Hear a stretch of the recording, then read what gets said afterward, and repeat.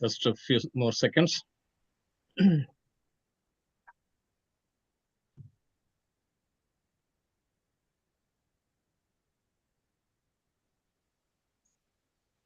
Yeah, we can go. Om Shri Gurubhyo Namaha Harihi Om Bharata America Punya Bhumyo Namo Namaha Agajanana Padmarkam Gajanana Aharnisham Anekadam Tam Bhaktanam Ekadam Tam Upasmahe Sahana Vavato Sahanau Bhunakto Sahaviryam Karavavahai Tejasvinamadhitamastu ma vidvishavahai. Om Shanti Shanti Shanti Harihi Om. At this time, I will hand over to Sri Narayan, our chair, to say a few words and introduce Aswath and the topic. Thank you, Namaskaram, Sanat Garu. Thank you, Ashwath Parthiban, for arranging this wonderful learning session. And this is the first session of the year, and we are continuing with our team. I have my colleagues. I have been honored to accept the chair position for this year for Hindu Dharma Committee, along with Dr. Sanat Kumar and Parthiban. Sanat Kumar being the co-chair, and Parthiban is continuing as a member of this committee. And Dr. Sanat has been conducting this learning series for the last 2 years. Last couple of years, he has given such wonderful lectures, including Upanishads, Vedas, on Guru Paramparas, Gurus, and several topics which were very interesting. And we would expect with Dr. Sanat Kumar's help, we would expect Ashwath to take us through the path of enlightenment. And I'm hoping more and more people will join. Being the first with a little disturbance, I think not many people were not, fully aware of this call. Probably, I'm hoping from next month onwards it will stabilize. Thank you very much, Ashwath. If anybody wants any link or anything, please feel free to give us a call or give a chat. Then we can provide that. Thank you, Ashwath Garu. Go ahead and then get started. Thank you very much. Om Shri Gurubhyo Namaha Harihi Om. The title of this subject today is the philosophy of worship. Worship, of course, in Sanskrit, it translates as loosely as puja. A word about philosophy. Mostly we consider in the Western wisdom, philosophy is separate from religion. Whereas for us Hindus, they're complementary. Religion and spirituality are the two complementary aspects of philosophy. Therefore, if we talk about philosophy of worship, we will have to talk about both the religious part as well as the spirituality part of our spiritual life. So I would like to start with a very well-known parable from our tradition. Here there are two friends. These two friends had to go to a neighboring village. So obviously it's not like today. In those days, they had to actually walk from one place to another place. So they have to make this travel to their neighboring village. But there is one problem. The problem is among these two friends, one is blind and the other person is lame. So the lame person can see and the blind person can walk. But the destination for both of them is the same. So they came up, and they are very good friends also. So they came up with the idea of saying, okay, let the lame person climb on the back of the blind person and then guide the lame person to walk. And they did reach their destination. So when we look at this parable, religion, just the practice of religion is like the lame person. Whereas the blind person who is only says that I am a spiritual person, I don't care for religion, is a blind person. It is only when religion and spirituality, both of them are together, then only there can be a philosophical journey, a spiritual journey, and the goal, which is we have to go to the next town. That means you have to attain liberation. And that is possible only when both our religious life is, and then this religious life is supported by our spirituality, and our spirituality is associated with religion. So this is the fundamental starting point about the philosophy of worship. Now, worship,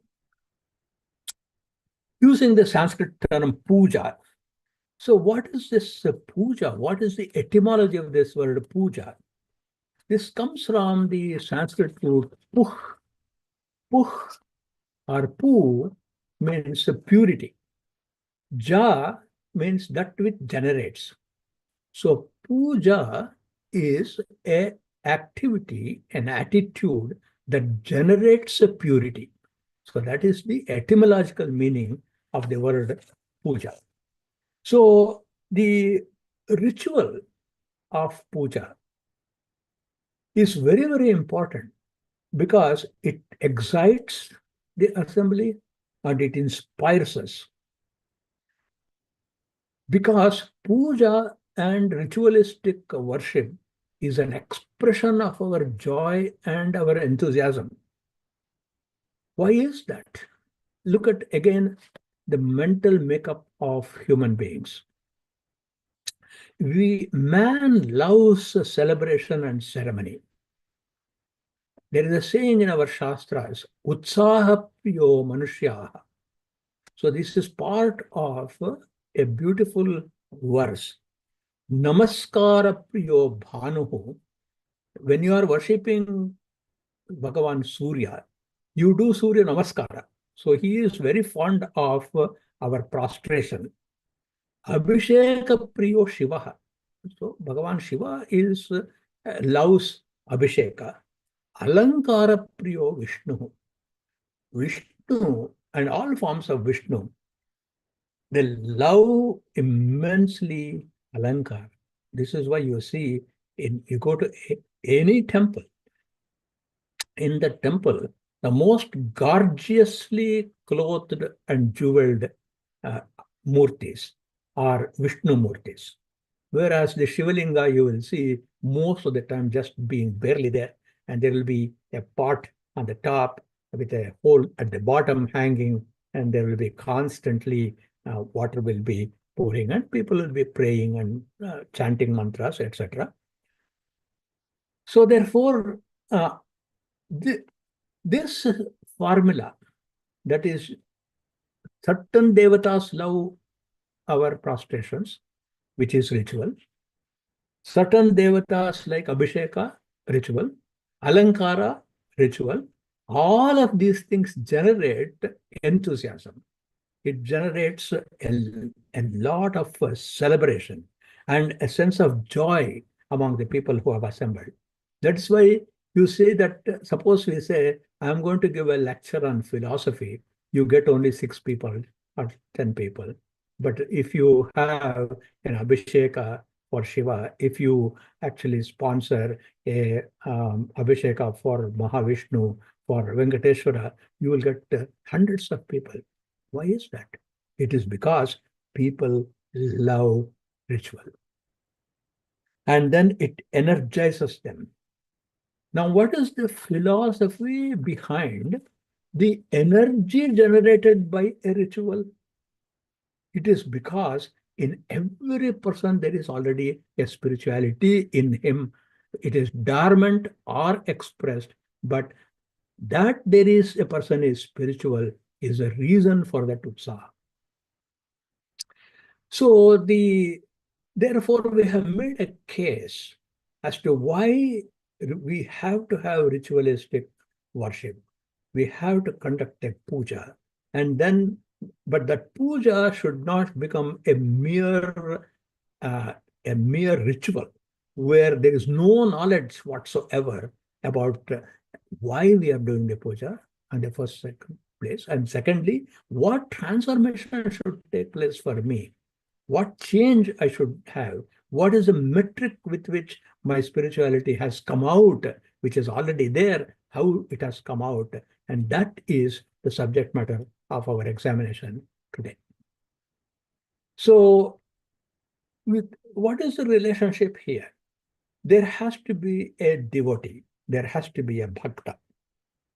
And if there is a bhakta, there has to be a Ishvara. There has to be a devata who is going to accept my devotion. Then the bhakta must decide to perform the puja, the worship. Then Ashwathji, Ishvara, who is the object of this worship, must be there to shed the grace. Ashwathji, I think people are waiting on some other link. I just told them to join this. Can we wait for just a minute? I can. Yeah, sorry, I can. Sorry to interrupt your thought process. No, that's quite all right. Yeah. Yeah, they are joining here now. Yeah. Yeah. I saw a couple of more joined already. They are joining. Okay, give them a minute.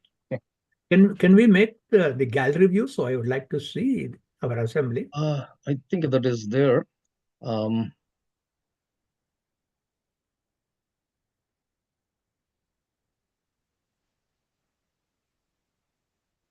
Ashwin, waiting for you in the other meeting. Could you announce in the other one, that I already posted the link? Yeah. No, I know, but I sent the email out to everybody with the new link. So anyway, that's fine. Of course, the YouTube is already there anyway. Okay. For last couple of minutes, if they miss something, I can always go back and catch up. But really, I'm getting into the subject right now. So far, whatever I spoke was more a preamble.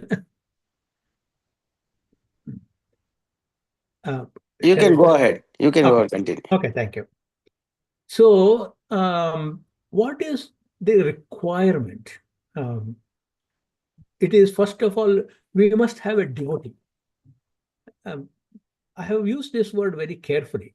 I'm not saying we must have an attendee, because a lot of times in our worship, there are a lot of attendees. They come there for several reasons.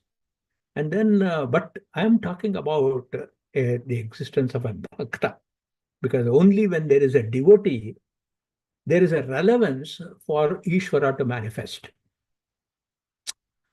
So a devotee of God, of Ishvara, how does it start? First and foremost, he has to decide to perform the puja, which means the initiative for establishing the relationship with Ishvara must start from the devotee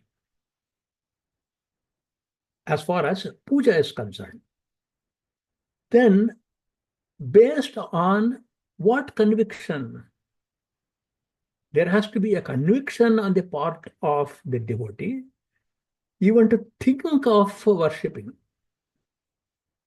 And that is, first and foremost, he must be convinced that there is God. Ishvaraha asti. First requisite. So you can imagine how many people do not have that conviction that there is an entity called Ishvara. So this is the first requirement. Such people who have the conviction that there is Ishvara in our scripture is called an astika. So first requirement. It's not enough if there is the belief that there is God. There are a lot of people who will say, yes, there is God. But then also the puja does not happen unless the bhakta desires to establish an intimate communion with God, and is able to have that communion with God only when he realizes that Ishvara is the one who protects me. There is that conviction and that confidence. And this in Vedanta, which is philosophy, and the philosophy of the puja is termed as Gotrutva Varanam. Varanam means accepting. Accepting that there is Ishvara, one, and accepting that Ishvara is the one who is going to protect me, who is going to shower his grace upon me. Look at the subtle concept of this philosophy. I can say that I believe that there is Ishvara, but I may not have the conviction that Ishvara can bless me, or I may not have the conviction that I do need Ishvara's blessing. Both of them can become absent, in which case the chain is broken. So step number one is a person must be astika. And the second thing is there must be a desire to establish a communion with God. Now that is fine. There are so many who can actually give us protection. There are so many who can actually give us support. Why God? I can depend on my bank balance. I can depend upon the law of the society, the structured civilized society. So why do I need God? There is the police. But here in the philosophy of worship, where the devotee is coming from a spiritual and philosophical awakening, wanting to establish a relationship with God, he has the confidence that God is the only refuge, the only dependable final refuge, and this is a confidence that God does protect me. So condition number 3. Condition number 1 is there must be a bhakta, there must be an Ishvara, and the bhakta must recognize that there is God. And second condition is the bhakta must desire to establish a communion, a relationship with God.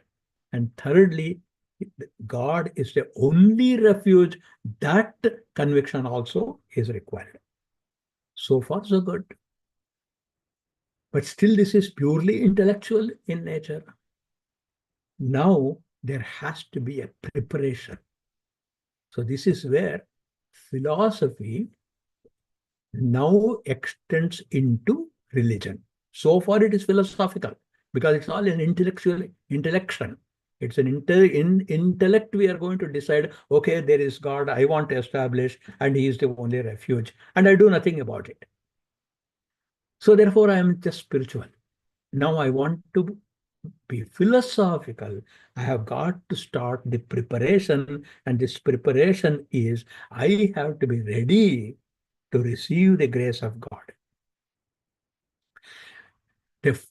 The land must be capable of receiving the rain, and the land must be capable of sprouting the seeds that are in it.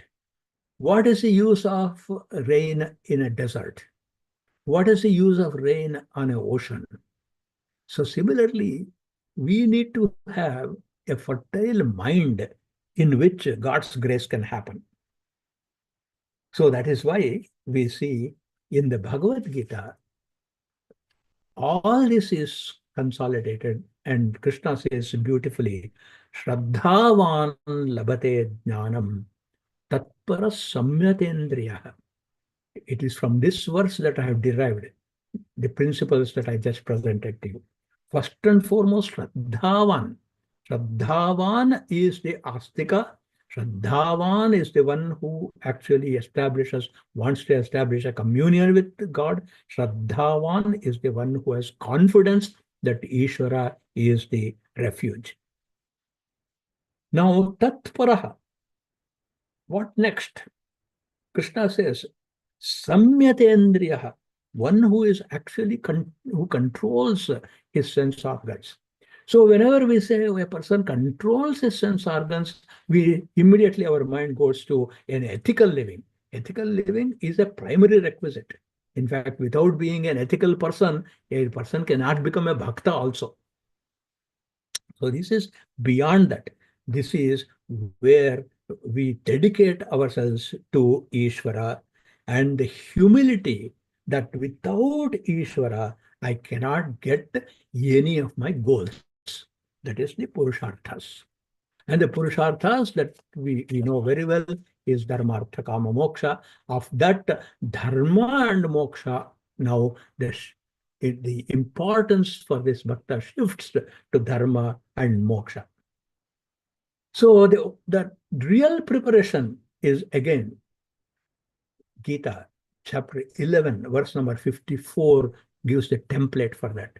Bhaktyatu ananyaya shakyam aham evam vidaha Arjuna jnatum drashtuncha tatvena praveshtuncha parantapa. So look at the process here. First of all, we said that one has to have bhakti, and that bhakti must be one-pointed. As I presented in one of my earlier lectures, until Hanuman met Sri Rama, and until Hanuman recognized that Sri Rama is Parameshwara, Parabrahma, he was just a monkey, jumping from one branch of the tree to another branch of the tree, afraid of every rustling and every noise of the forest, as though Vali and his people are coming to kill.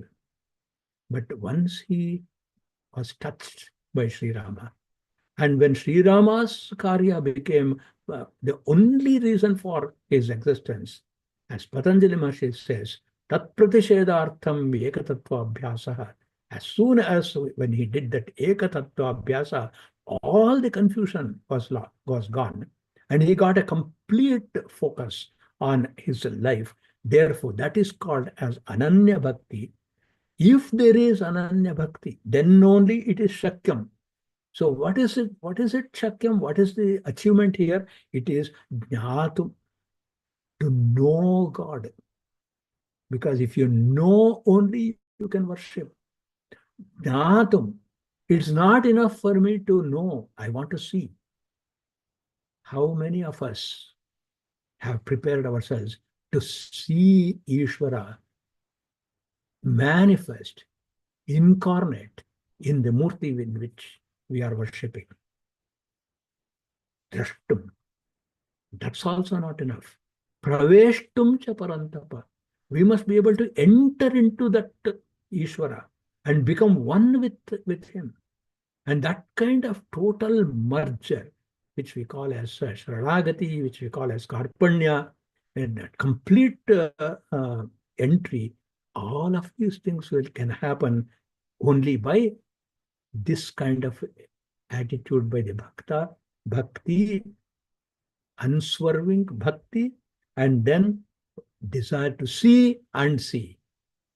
That desire to become one with Ishvara and to become one with Ishvara. Desire and becoming. Both of them, when it happens, the religion merges itself into spirituality and it becomes a philosophy of life. Now, the next question is, how does God respond? Because we have to actually experience the response of the Ishvara that we are worshipping. Now, suppose there was no process by which I am able to perceive the grace of Ishvara, then after a certain amount of time, it becomes, I will feel it's all futile. So there must be a response from Ishvara. So how does it happen? It is just like a king wanting to climb an elephant. You know, if you look at the size of the person of that owner of that elephant, it is minute compared to the size of the elephant. Now, what this elephant does, it kneels down before this puny human person. And then it so happens that this person is still too short to climb on the back of the elephant.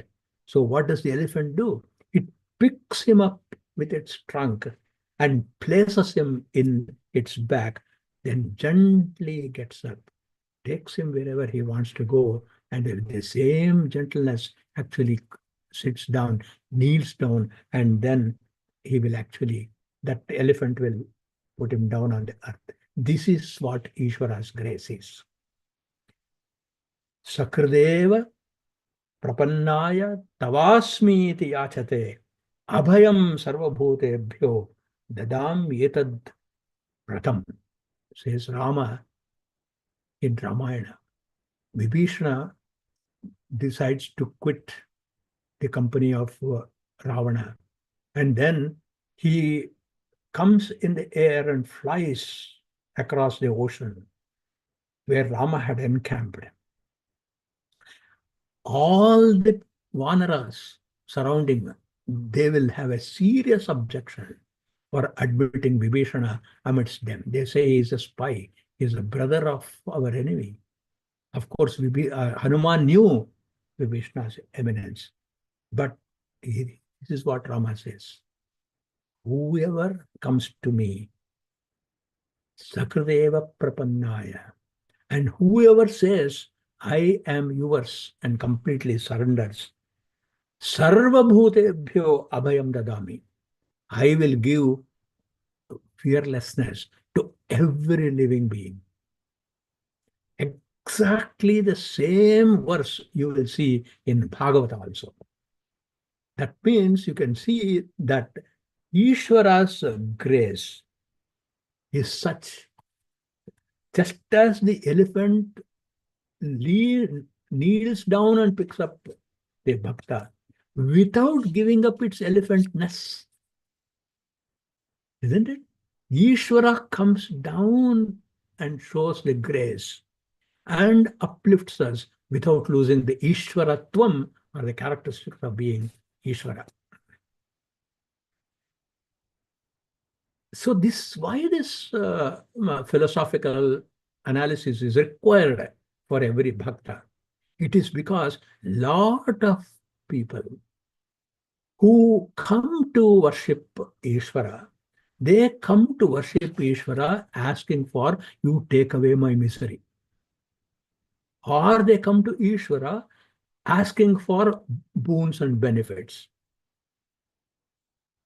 But please note that this is the biggest barrier in transiting from religion to spirituality, or from spirituality to religion. The biggest barrier, number one, is doubt. It's very difficult to convince ourselves. I mean, we don't have to talk to anybody. very difficult to convince ourselves that there is Ishvara, ourselves that Ishvara's grace is available. How many are there who have that kind of firm conviction? And that conviction is actually put to test in times of difficulty. Not when everything is going well. When challenges come, insurmountable challenges come in our lives, and then our devotion to Ishvara is there put to test. Because there, first and foremost, when there is no doubt, there must also be an understanding that my prayers may go without any response from Ishvara, because whatever I am going through is because of karma phala. That's the next important acceptance. And the doctrine of karma is very much part of philosophy. And with that philosophical basis, one has to come to do worship. We also have the statement in the Bhagavad Gita, Nadatte kasyachit papam. The Ishvara will not take away any of our papa. At the same time, he will not take away our punya also. We can say, okay, I'm going to give you my punya, all these 20 years, whatever I have worshipped. In exchange, you take away this problem. There's no business relationship there. The famous story of Dhruva is there in the Bhagavata, where when Narayana appears before him and he asks, I am pleased with your tapas, what can I give you? Then Dhruva replies saying, I am not a businessman, that I did this tapas and you give me a boon. Bhave bhave hridaya bhavane bhavayeyam bhavantam. As Kulashekar Mani says, all that I want is, I don't want you to go away from my heart. That is the intensity of the bhakta and the relationship. So, and the acceptance of prarabdha karma. It is because of my prarabdha karma, I will not relate my puja and I will not tie that puja to remove my problem, even though in the puja I ask for all kinds of things. If you look at the architecture of puja, which we will take up in a subsequent lecture, we start the puja by saying, you give me this, you give me that, ayur arogya aishwarya, asmakam saha kutumbanam, kshema stairya virya vijaya, abhaya ayuhu arogya, not one or two. All of these things we ask. And at the end, what do we say? Kayena vacha manasendrva buddhyatmanava prakrite svabhavat karomi adyat sakalam parasmai Narayana yeti samarpayami. That means you are giving up every action for the sake of Narayana. And that kind of philosophical path of approaching Ishvara is the one which takes us easily from ritual to spirituality and from spirituality to ritual. All right. So we do all the worship. Then what is the purpose of this worship? Is there anything more than establishing a relationship with Ishvara, having Ishvara's presence constantly? Is there something more? And this is where philosophy comes and also tells us that puja gives us chitta shuddhi. The biggest benefit that puja does is it actually purifies our mind, but it does not annul our karma. And then, but interestingly, puja does prevent from future negative karma happening. That's the beauty. It's not as though it is completely disjointed from the doctrine of karma. The doctrine of karma says we are every time we are experiencing the prarabdha karma. But prarabdha karma, there is nothing you can do. We will have to continue. Even Ramana Maharshi or Ramakrishna Paramahamsa will suffer from cancer. It happens. So does that mean that their devotion was any less? Does that mean their philosophy of devotion was weak? Absolutely not. But what happened was they got enormous amount of punya, so that the karma that is going to be acquired in future, that does not happen, because the future karma will all be divine in nature. Once a person is touched by divinity, his actions will always be divine. And therefore, it is all punya karma only. So therefore, ritualistically, religiously, why do we do puja? Number one, it is so that we can get chitta shuddhi. And number two, so that we can invoke merit, which is punya arjana. And the third important thing is, it gives us a strength to handle challenges and difficulties. Why? It is because you know that there is one entity that will never desert you. Every other relationships, they come in our lives and they leave us. Every relationship. But there is one relationship that will never desert us, and that is this Ishvara, whom you have actually recognized and established in your heart. What does this mean? What is it that gives us confidence? Let's take at the very mundane level. If I'm alone, I'm afraid. But what if I have another person with me? What if I have a family with me? Children, a society, friends all around us. There is a sense of security. This is called as Natha Prajna. I have a Natha who can take care of me. But a philosophical viewpoint is all of these things are coming and going. That is all. They enter into our lives and they walk out of our lives. There is no relationship ever that will last forever. It is not a pessimistic idea. It is a realistic concept and an inspiration to search for something that will remain with us forever. And that is the philosophy, and that is worship. Because of the worship, we constantly reinforce this relationship. That is why we do Nitya Puja. Why should you do Nitya Puja? Repeating the same mantras over and over, repeating the same sequence of worship over and over. At some point of time, what happens? It becomes purely mechanical. The utterance of the mantras, mechanical. The performance of the various rituals, mechanical. This you can see, unfortunately, even in professional priests. It's a fact of life. It is because this conviction that Ishvara is in me and I am worshipping Ishvara every moment has not sunk in.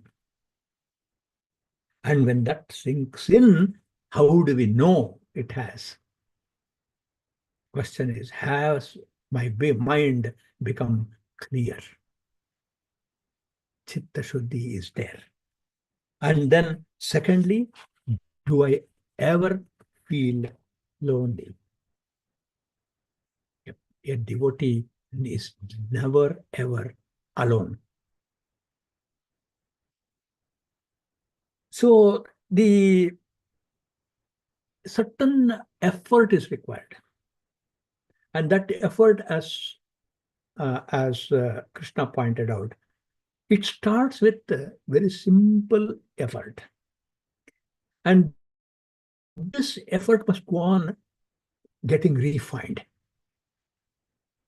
And then slowly we will see in even our everyday experience how God is showering His grace, who is with you all the time, and who is with you not for you, but he is just there. The very presence. The very presence of the sun is enough to remove darkness. Like that, the very presence of Ishvara in me is enough to remove the darkness of ignorance. Let us say you have a tract of land to water. You have got your backyard. You have a few flowers, pots. Source of water you have to draw from the well in your backyard. How can you get the water? You have to draw the water manually from the well, which is a difficult, hard work, and it must be done with consistency. And sometimes it is also uncertainties are there. For example, in summer, you may have to actually go deeper. So if my own effort were there, then what are the problems? There is hard work, it is difficulty, and it is difficult to be consistent. How many people can do worship day in and day out throughout their lives? Many give up some priority, something comes, then the first thing that goes is our spiritual life. First thing that goes is our religious life. Then this suppose you say that let us have a water wheel and then draw the water. And you use a rope to pull it up. And when this is will, this is memory, and the intellect is quiet because you are the tools. You are not having any deliberate intention. You just have to mechanically go and draw water, and the water fills, and then it will bring you water. And this is the way in which a little bit of an effort on the part of bhakta, a stotra, a prayer, a mantra, and that is enough. And the Lord will come and the water flows. If it was a canal, constant supply of water, all that you have to make sure is that the path of the water is not stymied. So you just open the sluice gate and then it will come to you. This is called as Markata Shishu Nyaya. You see, there is a monkey, and this monkey has to go from one place to another place. It has got its young ones who cannot jump across the branches of the tree as deftly as the monkey. So what does the monkey child do? It clasps itself to the mother. And the mother simply keeps jumping from one place to another place. The responsibility of not falling down is on the baby monkey. This is where our ritualistic puja is there. We go on doing the ritualistic puja, and even if you give out one day, to that extent there is a fall. But when religion becomes philosophical, when you are able to do a manasa puja, this Bhagavan Adi Shankara has given us a beautiful verse. We can bring water. We can actually create an altar. But how many of us can create an altar studded with jewels? How many of us can bring water every single day from the river Ganges, from the top of the Himalayas? But you can do it mentally, in imagination. Ratnaih kalpitam asanam himajalaihi. Snanam cha divyambaram. Exquisite clothing for your Ishta Devata can be done mentally. All of that can be done. But Ishvara Saulabhya, the way in which Ishvara comes, we will take another metaphor from nature. This is called as Marjala Shishunyaya. Total oneness with Ishvara all the time, in any circumstances.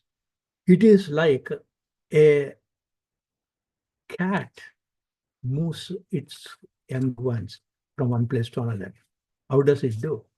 It actually catches its young very, very softly with its teeth, such that it will not fall down and it will not hurt the tender skin of that young one. Like that Ishvara will pick us up, provided we identify that Ishvara is within us. And when the puja, from the external puja, it becomes the internal puja. And every single flower we offer, every single nama we chant, whether it is an Ashtotara or in Sahasranama, if our mind can actually see the glory of each word, then becomes Marjala Shishunyaya, Ishvara will actually uplift us like the cat picking up its young ones. And that is how Ishvara descends. He descends from the universal into the particular. Because I want the universal Ishvara to descend into the particular heart of mine. And this, how can he do this? He can do this because of his jnana, his Ishvara's Ananta Jnana, Ananta Shakti, Ananta Bala, Ananta Aishwarya, Ananta Virya, Ananta Tejas, identified by the Bhakta. Unless we identify, we don't see that. And he also dwells within us. Promise of Sri Krishna again in the 18th chapter. Ishvara sarvabhutanam hriddeshe arjuna tishtati.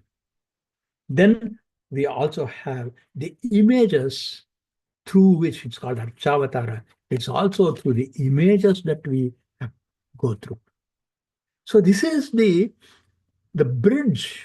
Puja becomes now the bridge between our philosophical life and our religious life. Another aspect that I indicated is about Purohita. With all that, we still have an intermediary of a priest. Now the question is, why do we need this intermediary, the Purohita? For bhakti, for bhakta, for Ishvara, is there really a need for priest who knows the ritual of karma? We have to understand the nature of the priest we are choosing. Is it a priest we are choosing just to do a religious, ritualistic worship on my behalf? Then he becomes a person for hire. But let us look at a Purohita. Puraha hitam ichhati janati iti Purohita is the etymology. That means before something can happen to me, what would happen in future, next month, next year? For that, whatever conduct attitude I have got today, if I have a Purohita who will come and tell me, here you tweak your activities, then he becomes a real Purohita, one who always desires our welfare. He knows the dangers ahead in our life. Don't think it's a astrologer we are talking about. We are talking about a Trikala Jnani, a person who has studied all of the Vedas and the Upanishads and the philosophy and everything, only with the purpose of Loka Sangraha, nothing else. I am here only for the sake of being available to everybody. And then I put in all this effort, so I will serve you for your betterment. He is the correct Purohita. He is the right kind of Purohita. A Vasishta Maharshi, for a Dilipa, for a Sri Rama. You can see Vasishta Maharshi never stayed in the palace. He never had a ratha or a vehicle. He lived in the outskirts of Ayodhya in the forest. And when Ayodhya and Kosala Desha is in difficulty, he would show up. So also you will see in the entire Mahabharata, Vedavyasa appears. And in the Mahabharata, he uses, even in Ramayana, they use a beautiful term in Sanskrit called Yatrachaya. Just appeared. When Rama is in difficulty, he didn't know how to deal with Ravana. Agastya comes Yatrachaya. Manthara sees the decorations that is being done in the city of Ayodhya, Yadrachaya. Why should she go to the balcony on that fateful day? But a Purohita is the one who is a Shrotriya Brahmanistha and Loka Sangraha. Three qualities are required for a Purohita. He must be learned in the Vedas, Shrotriya. He must be Brahmanistha. Number two, he must be completely established in the experience of Brahman. And thirdly, Loka Sangraha, his interest must be only for the welfare of the world. So Purohita, how does he does prayer? What is the quality of his daily prayer? Brahman Brahmano Brahmavarchasi Jayatam. This is the Vedic national anthem. Brahman Brahmano Brahmavarchasi Jayatam. May all of us in you, in particularly in you, may you shine with intelligence. May you all be healthy, fearless, and courageous, whether he is in your presence or not. A Purohita prays for you. What a fortune if you can have a Purohita of that caliber in your family. May you be high achievers, worthy of society's honor. Another prayer. May there be plenty of nourishing food for yourselves and your guests. May you move about freely, comfortably, speedily, and safely wherever you go. May the women of your household be strong, joyous, comfortable, and may they beget worthy children. May your household consist of young members who are exemplary in character. May you always enjoy valuable possessions and may you be protected. This is the quality of a Purohita. So for a Purohita who worships like this, Rigveda gave, Yajurveda gave this beautiful national anthem, Brahman Brahmano Brahmavarchasi Jayatam Asmin Rashtre Rajanyaha Shuraha Ishavyaha Maharataha. Rashtra means not necessarily the country, it is your household. That's also a Rashtra. Dogdhi Denuhu Vodhan Ashva. May there be plenty of food in your house. And then Purandar Yosha, as I said, may your women be empowered and may they be worthy and get good children. Sabeyo Yuva. In every assembly, let us have youngsters who are full of energy. And then good conduct. Let them be there. Nikame Nikama Pachanyo Varshatam. Let there be timely rains. And Oshadaya Pachantam. Let there be a plenty of food. And then Yoga Kshemona Kalpatam. For all of us, let there be yoga and kshema. So if you see in this whole prayer, has the Purohita asked for anything for himself? In this entire thing. Doesn't talk about dakshina, it doesn't talk about gifts, it doesn't talk about anything. Such a Purohita. We have to create such Purohitas. And such Purohitas, without their asking, we have to take care of them also. And this is the role of the Purohita in the philosophy of worship. If somebody is worshipping on my behalf, I want a Purohita of that caliber. Then the choice of whom you are going to worship.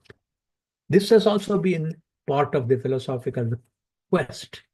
There is a whole pantheon of devatas given to us. Whom shall I worship? Kasmai devaya vishavidema, as the Veda itself. To whom I should?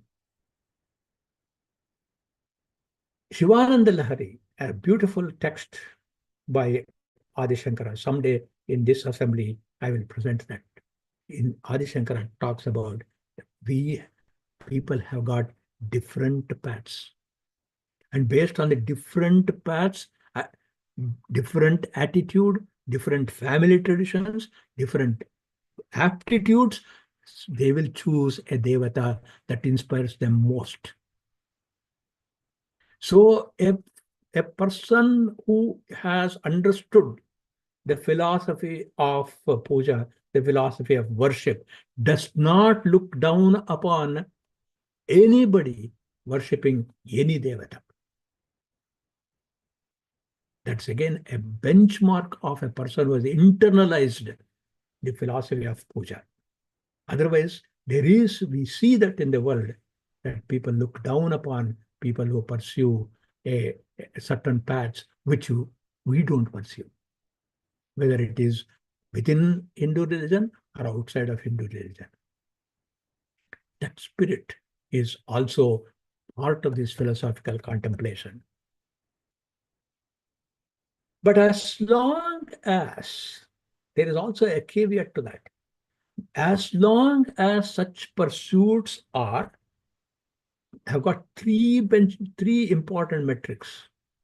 Number one, what they are doing must be according to the scripture, Shastra Sammatam. Number two, it must be according to the Veda, because we consider Veda as authoritative, so Veda Sammitam. And number three, more than all this, Sajjana Sammitam. It must be approved by good people. Because only when the noble, the good, and the learned admire a person, that admiration has value. Otherwise, there can be sycophants for the sake of some benefits. So the Yajamana must be of that quality. Purohita is of that quality, Yajamana of this quality. And when that high quality is there, a person gets in the puja a large heart of accommodating everybody in the universe, whatever pursuits that they take. A beautiful metric. There is a small town called Belur in Karnataka. And this Belur, there is a Channakeshava temple. In that temple, in the 14th, 15th century, they have actually got a stone edict, a shasana. And that shasana actually epitomizes the concepts that I'm talking about. Yam Shaivas Samapasate Shiva iti. Those who are worshipping Shiva called the Shaivas. Brahmeti Vedantinaha. Those who are Vedantins, they say Brahman is the highest. Buddha Buddha iti. The Buddhists say Buddha is the greatest. Pramanapatava Karta iti. Those who are logicians, they will say the doer. Nayayikaha. Arhan nityata Jaina Shasanarata. The Jainas say it is Arhan, it is the Jina. Karmeti Mimamsakaha. The Mimamsakas say you do Yajna, Yaga, worship. Whoever that is. Soyambo vidata to vanchita palam Trilokyanatho Vibhuhu. It's the most beautiful statement that is uttered by one whose philosophy and his religion have come together like milk and honey. And whoever can give me that strength, ya Atmada, Balada, one whom the whole world worships, Yasya Vishwa Upasate, one who controls all the world, Prashisham Yasya Devaha, whose grace is immortality, who, when he turns away, is death. Yasya Chaya Amritam Yasya Mrityuhu, Kasmai Devaya Havisha Vidhema. To such a Devata, we actually offer our worship. So you can see that when in the philosophy of worship, we have seen who is a devotee, what characteristics of a devotee. We have seen how God responds to a devotee. We have also seen the Purohita and his rule, and how to choose an Ishtadevata. And next, we will see what is the significance of the 16-step puja. What transformation can happen? Suppose you do puja once. You begin with saying, you give me this, give me that, Airarogya Aishwarya. And sincerely ask that. And then at the end, when you say, Kayena Vacha Manasendra Irva, at that point of time, you think you completely, you are convinced you don't have to do puja anymore for yourself. And any puja I'm going to do is for Loka Kalyana, and how that transformation can take place through the 16-step methodology, we will see in one of our subsequent discussions. Hari Om. Thank you very much. Om Purnamada Purnamidam Purnat Purnamudachyate Purnasya Purnamadaya Purnamevavashishyate. Om Shanti Shanti Shanti. Harihi Om Shri Gurubhyo Namaha. Harihi Om. Thank you all. Thank you, Narayan sir. Thank you, Sanat Kumar. Thank you, Aswath. Thank you, Aswaji. Thank you. Thank you, Namaskara. Thank you, Namaste, Uncle. Thank you. If anybody missed initial part of this Thank you, Namaskar. discourse, it is already on YouTube. You can take a look at it. Thank you. Thank you, Aswath, for a great session. We will look forward to seeing you in the next month.